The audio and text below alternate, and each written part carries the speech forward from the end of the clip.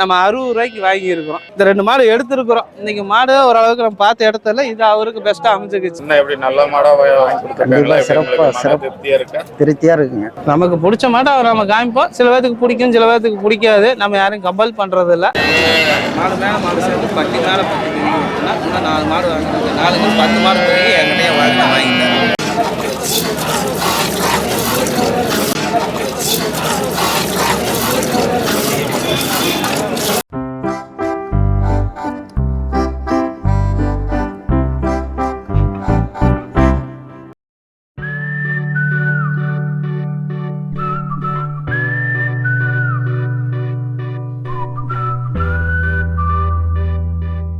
இங்கே வாரி ஈரோடு மணின்னு ஃபேமஸ்ங்க கொண்டா பார்க்கலாம்ண்ணா. வணக்கம்ங்க. ஈரோடு மணிகண்டன் யூடியூப் சேனல் பார்க்குறவங்க அனைவருக்கும் நன்றிங்க. வணக்கம்ங்க. நம்ம ஈரோடு மணிகண்டனுங்க. நம்ம ஈரோடு வியாழக்கிழமை ஈரோடு மாட்டு சந்தையில் நம்ம மாடு எடுத்து கொடுத்துட்டு இருக்கிறோம். அண்ணன் வந்து ஜேசிபி டிரைவரு. இந்த 2 மாடு பார்த்தீங்கன்னா திருவண்ணாமலை செங்கம் ஏரியாவுக்கு எடுத்துருக்குது. இந்த மாடு பார்த்தீங்களா சென மாடு. இப்போ இந்த மழை ஈரத்துக்கு மழை எல்லாம் கொஞ்சம் சகதி இல்லைன்னு ஒரு வியாபாரமெல்லாம் ஒன்றும் பெருசாக இல்லை. மாடுகளும் நல்ல மாடு வரல. இன்றைக்கி கொஞ்சம் தோதாத ரொம்ப நேரம் சுத்த காட்டி இந்த மாடு கிடச்சிது. 85,000 சொன்னாங்க. நம்ம 60 ரூபாய்க்கு வாங்கியிருக்கிறோம்.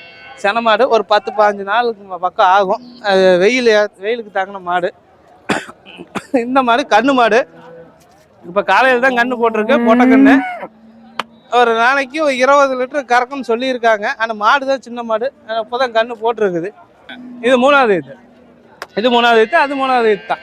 இப்போ தான் கன்று போட்டிருக்கு. நேரம் 10 கறக்குன்னு சொல்லியிருக்காங்க. இருந்தாலும் ஒரு நாளைக்கு 17-18 அசால்ட்டாக கறக்கும்.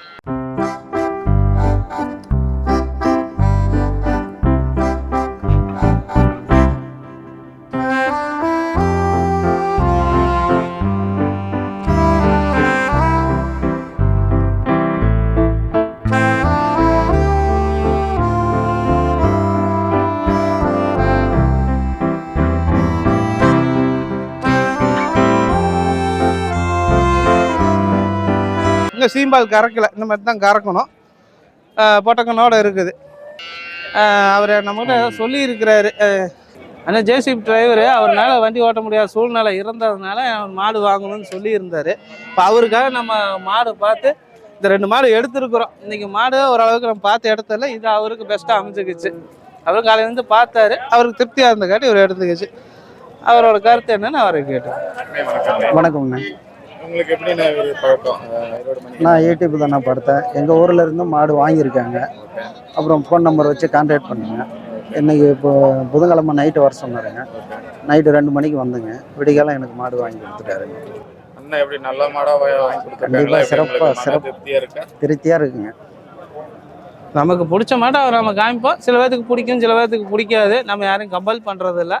அப்புறம் அவங்களுக்கு பிடிச்ச மாடு நம்ம பார்ப்போம். அந்த மாடு நல்லா இருந்தால் வாங்கி கொடுப்போம். இல்லைன்னா நம்ம இந்த மாடு வந்து அவராக தான் செலெக்ஷன் பண்ணாங்க. இது நல்லா இருக்குது பாருங்கன்னு சொன்னார். பார்த்து நல்லா இருந்துச்சு. ஸோ கொஞ்சம் விலைக்கும் தோதா கிடச்சிக்க டக்குன்னு வாங்கி கொடுத்துட்டேன். நான் இந்த மாட்டை கவனிக்கல. நான் பக்கத்தில் வேறு மாடு விலை பேசிட்டு இவர் இந்த மாடை பார்த்த காட்டி சரி பொட்டக்கண்ணோட இருக்குன்னு சொல்லிட்டு டக்குன்னு வாங்கிட்டேன். நிறைய பேர் மாடு காமிச்ச மாடு எனக்கு சில மாடெல்லாம் பிடிக்காமல் போச்சு. நான் வாங்கி கொடுக்கல. அவர் சாய்ஸுக்கு கொஞ்சம் கரெக்டாக இருந்தக்காட்டி நம்ம வாங்கி கொடுத்துட்டோம்.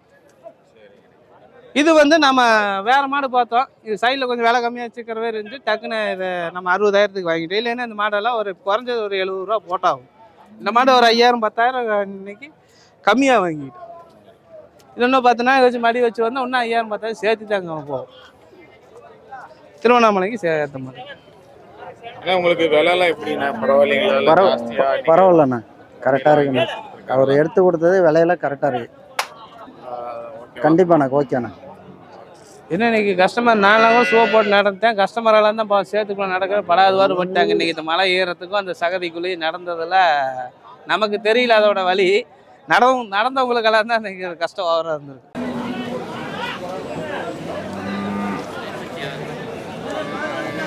இதனால